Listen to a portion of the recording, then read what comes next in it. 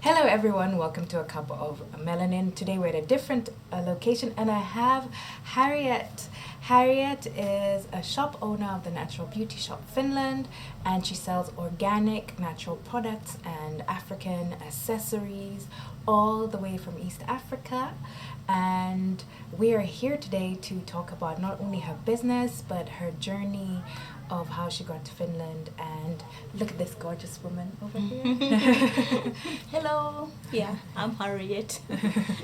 Yeah, so what I'm gonna do is I'm gonna leave the stage for Harriet, and then I'll ask questions behind the camera, mainly because I feel that I really also want to display the really nice stuff that Harriet has in this shop. As you can see, there are baskets, condos, and there's some products that she made herself as well.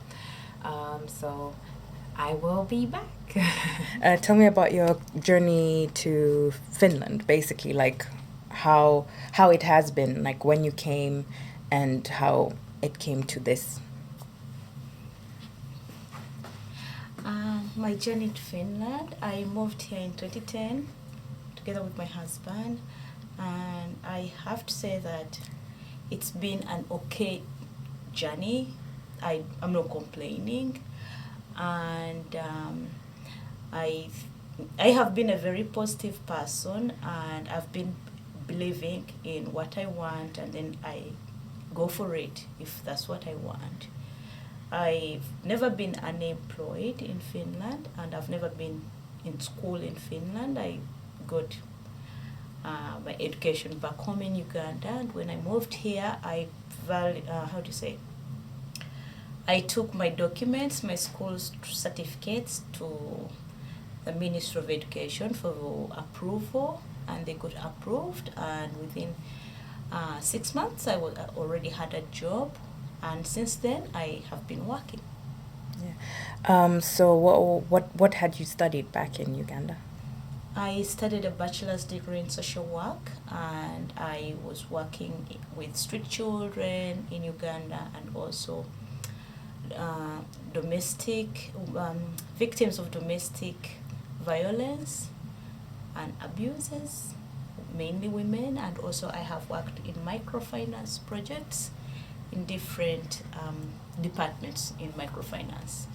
But as you all know, in Uganda we're very entrepreneurial, that besides your work you always have a side business. So I have always had side businesses before. I have worked in real estate.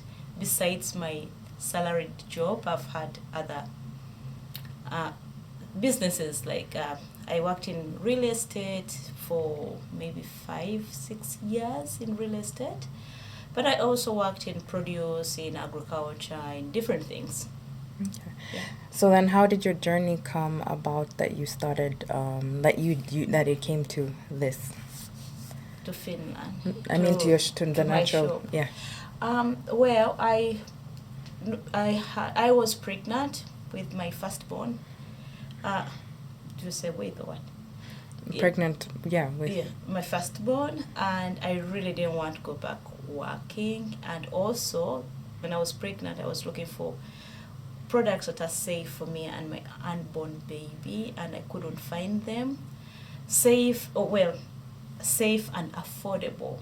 It was a very big thing for me that I needed, and I looked around and I didn't find them, and then I decided, because I had also made cosmetics for so long, but it was more like I was making them for my friends, my family, and my family has been making cosmetics. My grandmom used to make these, and my aunties and my father used to make different remedies and different recipes, but not commercial, just for home. So we've been in this in my family for so many years, and I knew how to do that, and I thought, why not? If I did it in Uganda, of course I could do it in Finland. It's just the same world, just different location. Mm-hmm. And what challenges did you face starting your business? Getting funding, because when you're an immigrant, you don't have collateral, you don't have security, and also getting everything together, like knowing I get this here or there and that, and also getting the courage to get started. Yeah. So, living in Finland, what has your experience been? Like, what future do you see for your son? In Finland, Or for your children, actually. For my children, we are raising our children as Finnish Ugandan, and they have opportunities both in Finland and in Uganda. So I'm looking at this, that they can have opportunities anywhere in the world. I'm raising them as very open-minded, as me, myself, or even more than me. And there is opportunities in Finland. They go to school here. This is their mother country in that case, because they are all born here. Before you started your business, what challenges did you face in the workforce before you that made you decide that no, this isn't what? Because obviously we all have to work, but what was it about your working environment that made you feel like this is not for me? I think, to me, as I've told, that I have always been, besides my work, I've had business. I always get the independence when I have a business. So to me, the lack of independence, I think, forced me. I don't have to say anything bad from my workplaces that I worked before, but it's just the need for independence and the need to be in control. We are different kind of people. Some are very service oriented, that they will give a service and they will do. Then others need to be in control of what they're doing. So it's this desire to control what I'm doing and to be responsible enough. I'm not saying that I wasn't responsible when I was working for other people, but then I lacked this kind of freedom to do things that I love to do. Yeah. And then also sometimes you can get stuck in a cycle of doing things that you don't love to do, and then you get really exhausted. So that was like your so you felt burnt out somehow, or?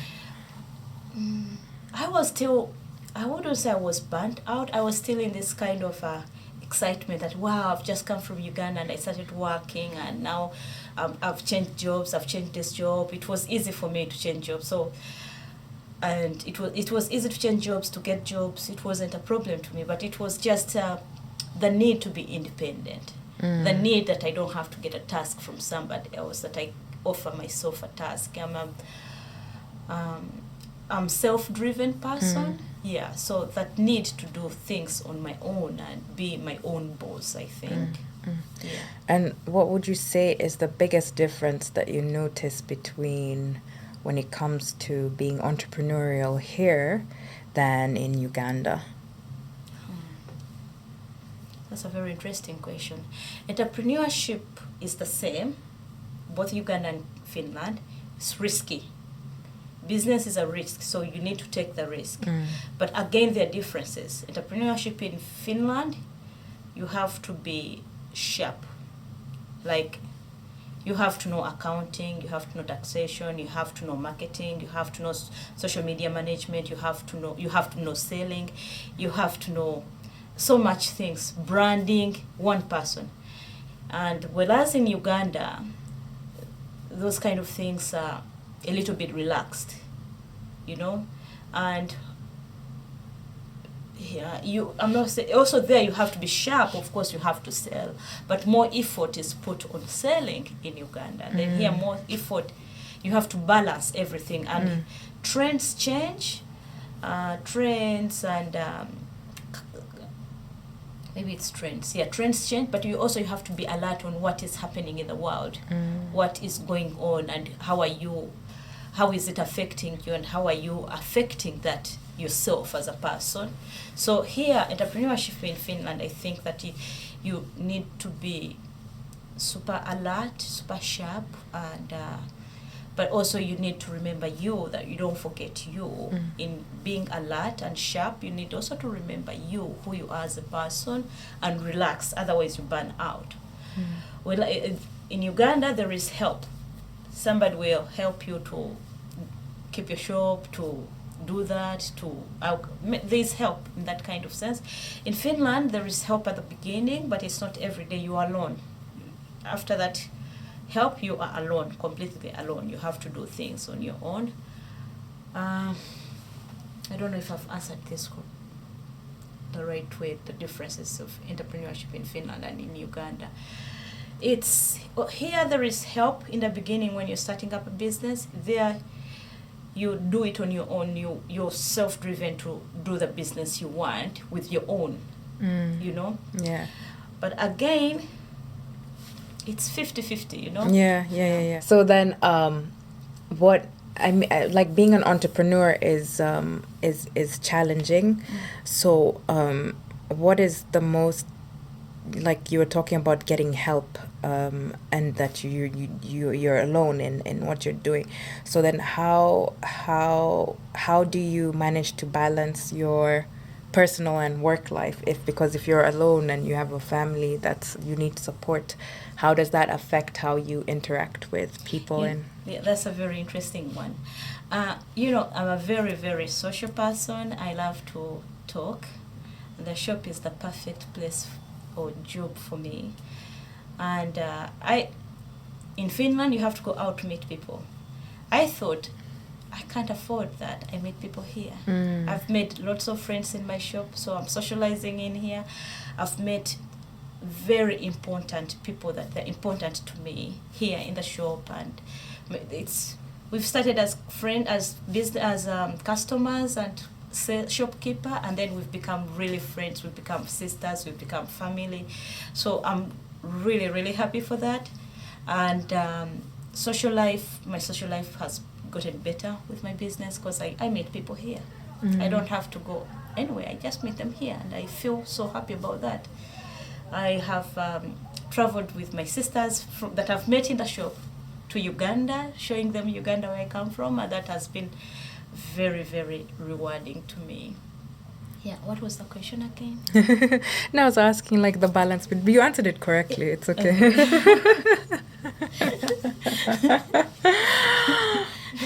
In my opinion, when you started your business, I feel like you started it very intuitively because, like, first of all, you're like, I need something safe for my baby. And then you moved on from it being like just sharing your stuff with others.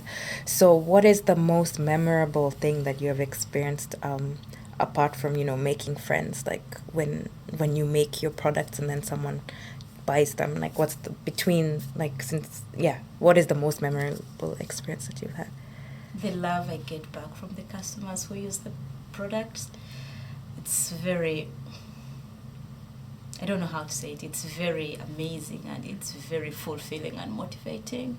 It's very memorable to me that I've made something and somebody truly loves what I've made. Like I've made a cosmetic cream or face cream and someone tells you how they love it. That's very motivating to me. It's like holiday to me. It's very motivating. And yeah, exactly that. Love I get back. Yeah, I know. Yeah, we met here as well. One thing that I haven't mentioned is that Harriet is up for some awards this year for Best Entrepreneur, and also in the AfroFins. Oh, actually, this is 2009. So 2019, gosh. I'm like 10 years behind. Okay, yeah. So Harriet is up for some awards, and I feel that she doesn't even deserve to be nominated. She deserves to win because I've been using her products for years. It's one of those products that you buy and they last almost a year. So then that's why you don't see me back in the shop that often. But and what's your dream? What are you thinking? Or where are you taking the natural beauty shop next? Well, I think I have to take it slow by slow. I should think big, and I'm thinking big, but also I need to be in my reach. That's what I can. It's easy to say, oh, I want to see the natural beauty shop Finland, this huge and that. But I think I would love to take it slow by slow. I enjoy Harriet so much. I enjoy Kallio. I enjoy this shop, so I want to keep it the way it is, slow, step by step. Yeah, then bigger plans would come in later. Yeah. So what would you like to tell to the people of African descent in Finland? Because over here, basically, like when people see us, they just assume that you're either in the service industry, or you're either a cleaner, or you're or a nurse or something of the sort. So what do you have to tell people, like encourage or something? I think all immigrants, this is to you, immigrant person, always remember you're very important. You are you. Listen to you. Listen to your inner you. Love you. And you are very important. You are very worthy. And you are important everywhere. Be positive. Think about you. Remember who you are. Remember you and love you as a person. Fall in love. Self-love is very important. Fall in love with yourself. Don't let the negative energy ruin you. Don't destroy your day. Don't destroy your week. Don't destroy your month. I know that there's so much going on in the world, but always remember you are loved, you are unique, you are important, and you're very worthy. So don't give up to the negative energy. Don't let that negative energy come next to you. Just be happy. Do what makes you happy. That's it. That's cool. Do you have any tips on how to release that negative energy? Laugh a lot. Smile a lot. Do what to release that negative energy is that if somebody is coming to with something negative, think that you want to go in that, do you want to waste, to spoil your day? Or do you want, how can I say it? Think that if somebody is negative, if they have this kind of negative energy, and in Finland you can, how do you say it?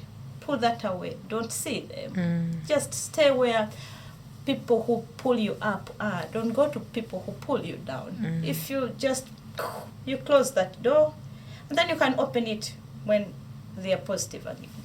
I don't know if it's good enough. You see, Donna is a friend, so when I'm talking, I'm watching her. I'm like telling to Donna. I don't know. Sorry, I'm not telling. But always remember, you're very worthy, and you are important, and you are loved, and you love you. So don't let the negative energy come to you. Okay, cool. Okay, so you got to know Harriet a little bit, about her children, about her background, and I feel her story is very important because there are many people out there who have been thinking about entrepreneurship, but they maybe have been afraid and they're not sure where to start. And I feel that Harriet is the best person to go to when it comes to that, because I mean, coming to a country 6 months, getting a job, and then having a fully fledged business is not easy. But as you have heard from her struggles and how she came to create this business, it was actually really intuitive. So sometimes our intuition is all we need. And also no fear as well, just being fearless. Do you have anything to add? No, thank you. Thanks for listening to me.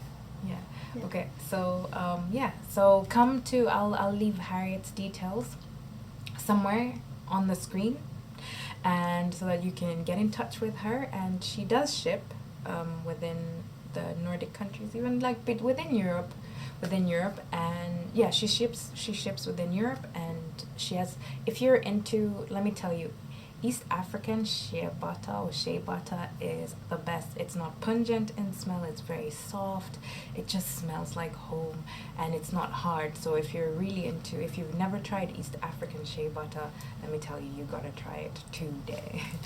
So thank you, Harriet, for giving me your time, and thanks for letting me in your shop. I'm gonna show you around the shop, of course, if you haven't. Yeah, I'll show you around the shop a little bit. And yeah, so until the next one, take care, and remember to do better, be better, and feel better, but above all else, acknowledge where you are now. Ciao. Bye.